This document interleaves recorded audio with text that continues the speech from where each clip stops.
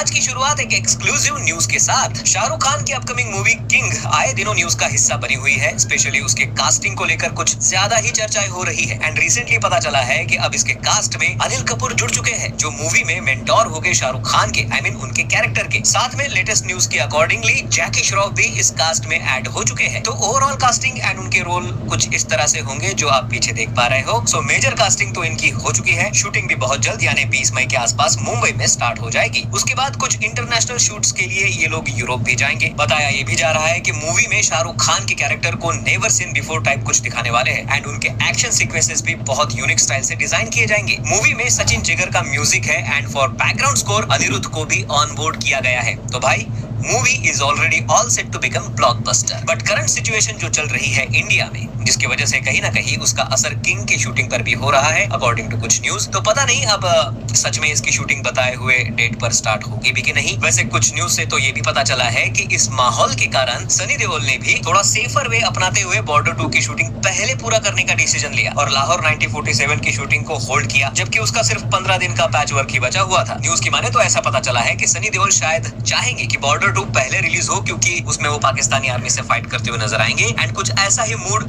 पूरे देश का है फिलहाल, जो मूवी के थीम के साथ सेट हो रहा है। भाई देखो, सब लोग इन चीजों को अलग अलग नजरिए से देख रहे हैं। किसी को आपदा में अवसर दिखता है तो किसी को आपत्ति। वैसे ऐसे ही माहौल का कुछ असर सनम तेरी कसम के पार्ट 2 पर भी हुआ है। बताया जा रहा है कि मावरा होकिन, जो एक पाकिस्तानी एक्ट्रेस है एंड जो सनम तेरी कसम की लीड हीरोइन थी, उनको डिजिटली फिल्म के एल्बम कवर से हटाया गया। एंड उन्होंने वैसे भी इंडिया के बारे में थोड़ा बहुत बुरा बोला था, जो आपको याद दिखाई दे रहा होगा। एंड इसी को सनम तेरी कसम के लीड हीरो हर्षवर्धन राणे ने शेयर करते हुए कहा कि इंडिया के बारे में इस तरह का कमेंट देखने के बाद मैंने डिसीजन लिया है कि अगर सेम कास्ट के साथ सनम तेरी कसम पार्ट 2 बन रही है तो I respectfully decline to be part of that film. And then Mawra Hocane ने भी एक लंबा चौड़ा ऐसे लिखते हुए, बिना किसी का नाम लेते हुए, कहा कि ये कैसा पीआर गेम खेल रहे हो। एंड और भी बहुत कुछ कहा जो आप वीडियो पॉज करके पढ़ लेना। मैं पढ़ूंगा तो इस वीडियो का ही गेम हो जाएगा। लेकिन भाई इतना तो मैं नहीं सहता। अब आप सोचो कि कहाँ के लोग इनोसेंट थे जो सब कुछ गवा बैठे एंड कौन हंग्री होने की बात कर रहा है। वेल ये सब तो चलते ही रहेगा। Let's move towards some interesting news. Prabhas and Sandeep Reddy Vanga की आने वाली अगली मूवी स्पिरिट में दीपिका पादुकोण को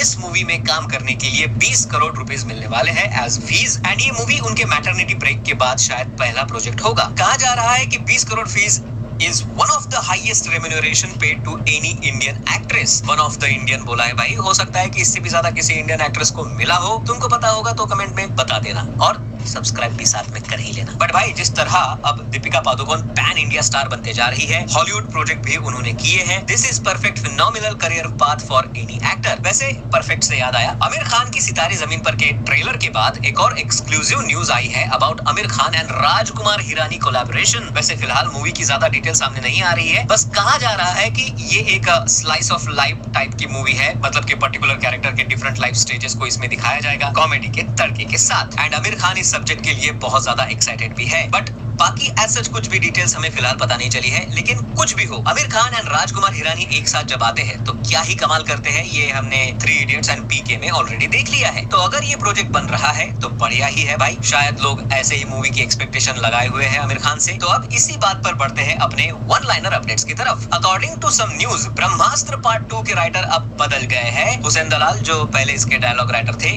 वो अब रिप्लेस कर दिए जाएंगे बाय रजत अरोरा। चलो अच्छा ही है भाई, बस इस बार शिवा शिवा कम लिखना। विजय देवरकोंडा की आने वाली अगली मूवी किंगडम, जो पहले 30 मूवी को आने वाली थी, अब पोस्टपोन हो गई है। रीजन वही आज की करंट सिचुएशन। एंड अब ये मूवी आएगी 4 जुलाई को थिएटर्स में। हाउसफुल 5 टीजर जो अभी अवेलेबल नहीं है due to copyright strike by Mofusion studios. लेकिन शायद ये कॉपीराइट मारना उनको ही भारी पड़ सकता है, क्योंकि नाडियाड वाला ग्रैंडसन जो मूवी के प्रोड्यूसर्स है, उन्होंने मोफ्यूजन स्टूडियोज पर डिफेमिंग का केस कर दिया है पूरे 25 करोड़ का, क्योंकि हनी सिंह ने उनको रिटर्न में कंफर्मेशन दिया है कि लाल परी सॉन्ग पर उनके ही पूरे राइट्स थे, जिसको उन्होंने एक्सक्लूसिवली नाडियाड वाला ग्रैंडसन को ही बेचा है। एंड अब इसी को एविडेंस बनाते हुए नाडियाड वाला ग्रैंडसन ने अब मोफ्यूजन स्टूडियोज के ऊपर डिफेमेशन का केस कर दिया। अजय देवगन और उनके बेटे युग देवगन अब ऑफिशियल हिंदी वॉइस होंगे इन जैकी चैन स्टारर कराटे किड लेजेंड्स में, जो 30 मई को थिएटर्स में आने वाली है। मूवी का हिंदी ट्रेलर भी आ गया है बाय द वे। युग देवगन का तो फिर भी मैं समझ सकता हूँ, लेकिन अजय देवगन का वॉइस फॉर जैकी चैन कुछ अजीब लग रहा है यार। राजकुमार राव एंड वामिका गब्बी स्टारर भूल चूक माफ जो अपने थिएटर रिलीज कैंसिल करके ओटीटी पर आने वाली थी ऑन 16th में, अब ओटीटी रिलीज कैंसिल करके वापस थिएटर में आ रही है ऑन 23rd मई। 15 मई से इनका मार्केटिंग कैंपेन वापस से स्टार्ट भी हो जाएगा। भाई उनको भी पता है कि पीवीआर आइनॉक्स वालों को 60 करोड़ देने से अच्छा है वापस थिएटर में रिलीज करना बेटर है, क्योंकि मूवी उतना कमा भी नहीं पाएगी शायद। लेकिन ये मूवी सिर्फ 2 वीक्स में यानी कि 6 जून को वापस प्राइम वीडियो पर भी आ जाएगी।